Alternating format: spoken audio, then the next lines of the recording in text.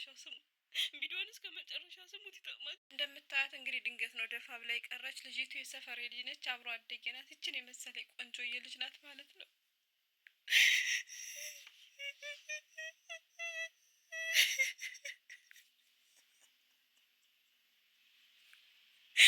ይቅርታ ይቅርታ፣ ስሜታዊ ሆኜ ነው ቪዲዮውን ለመስራት። የሰው ከንቱ የሰው ከንቱ ጓደኛዬ እንደወጣች ቀረ በሰው ሀገር ያገኘ ልጆች።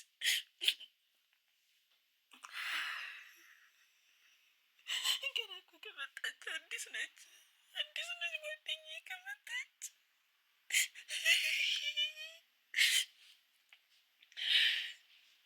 ሁላችሁም እንድትጠነቀቁ ስለምፈልግ ነው እንጂ በዚህ ስሜት ሆኜ ቪዲዮ መስራት አልፈለግኩም ነበር። ግን ሁላችሁም እንድትጠነቀቁ፣ ሁላችንም ይመለከታል። አረብ ቤት ውስጥ የምንሰራ ልጆችንና ቪዲዮ ሁላችሁም ላይ ታርጉና ቫይራል አውጡትና እህቶቼ ከዚህ ነገር እንዲጠነቀቁ ፈልጋለሁ። እንግዲህ ሀገሬ ልጆች ሰው በምን ሁኔታ እንዴት መቼና ወዴት የህይወታችን መጥፊያ ምክንያቱ ምን እንደሆነ አናውቅም እንጂ እውነቴን ነው የምላችሁ በጣም ብዙ ነገር ሰምቼ ይቻቃለሁ። ግን በዚህ ምክንያት የሰው ልጅ ህይወቱ አለፈ ሲባል ሰምቼ አላውቅም።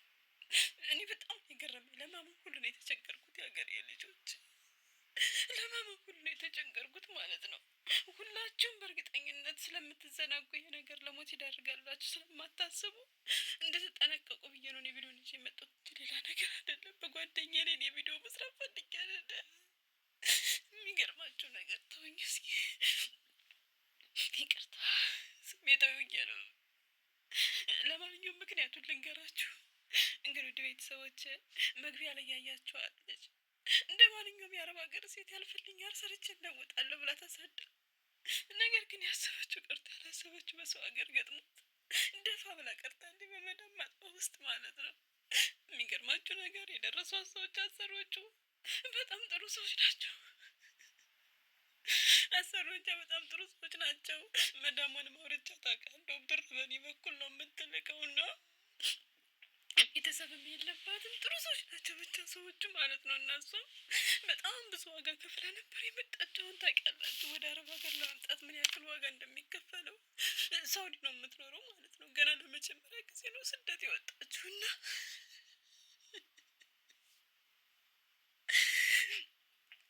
አብሮ አደጌ ሰፈር ልጅ ጓደኛዬ ነች። አብረን የተማርነው የሚገርማችሁ ከኔ ጋር ነበረ ወደ ስደት ለመምጣትም ፕሮሰስ ጀምረ ነበር። ነገር ግን የእድል ጉዳይ ሆኖ የሁላችሁን የመጠች ከ10 አመት በላይ አረብ ሀገር ሰራዱ ወይም ሳውዲ። እሷ ግን አልሳካላት ብሎ እንግዲህ ከ10 ምናምን አመት ቆይታ በኋላ የአረብ ሀገር ፕሮሰስ ተሳክቶላት የመጣችው። አብረን የተማርና የገጠር ልጆች ነን። እሷ አንድ እግር ጫማ እኔ አንድ እግር ጫማ እየለበስን ያደግን። እሷ ጫማ ካላት አንዱን እግር እኔ እለብሳለሁ፣ አንዱን እግር እሷ ትለብሳለች። የድሃ ልጆች ስለሆነ ጫማ እንኳን መግዣ አልነበረን። አሁን አልፎላት ከስንት ደርስ ግን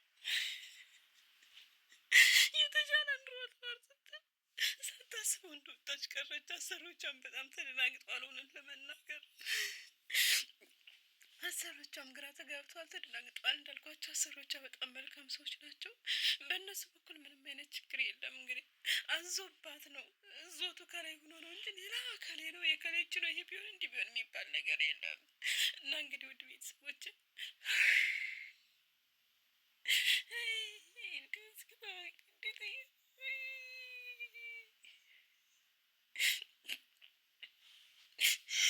ይቅርታ ሀገሬ ልጆች በጣም ይቅርታ። ታውቃላችሁ የአብሮ አደግን የጓደኝነት ስሜት ታውቃላችሁ ምን ያክል ከባድ እንደሆነ እና መቼም ትረዱኛላችሁ ብዬ ነው። እና የምታዩት ማለት ነው እንግዲህ ሀማም ውስጥ ነው፣ እየታያችሁ ነው አይደለ? ሁላችሁም ታዩታላችሁ ተስፋ አድርጋለሁ። ይዤ የመጣሁት እኔ በምክንያት ነው። ምክንያቱም እኛም እንጠቀመዋለን፣ ከኛ ቤትም አለ ማለት ነው። ለህይወቷ ማለፍ ምክንያት የሆነባትን ነገር ነው የምነግራችሁ። እና በሁሉም አረብ ቤት በሚባል መልኩ ስላለ ሁላችሁም ጥንቃቄ እንድታደርጉ ነው። ገብቷችኋል? ብዙዎቻችን የምንጠነቀቀው ከፍላሽ ከክሎሮክስ ከምናምን ነው አይደለ? ከጋዝ ምናምን ነው አይደለ? ግን ለህይወታችን መጥፊያ ምክንያት ምን እንደሚሆን የሚያውቀው እንዳላ ብቻ ነው። ግን ደግሞ እኛም ጥንቃቄ እናድርግ ሁሉንም ነገር።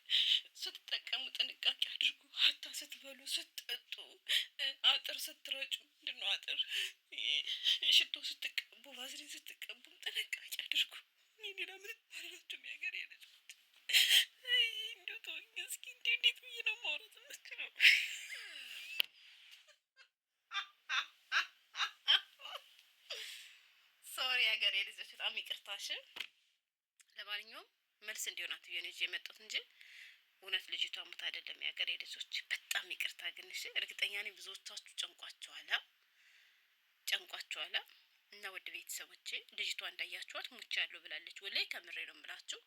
በጣም ስላናደደች ነው። በጣም ውሸታሞች ስላሉ አደጋ ለሚደርስባቸው እህቶቻችን ሰው እንዳይደርስላቸው ድምጽ እንዳይሆን የሚያደርጉ ግሞች ስላሉ እነሱ ለመፈመስ ብለው የማያደርጉት ነገር የለም ማለት ነው። እና ውድ ቤተሰቦቼ ይች ልጅ በጣም ባለየ ልጅ ነች።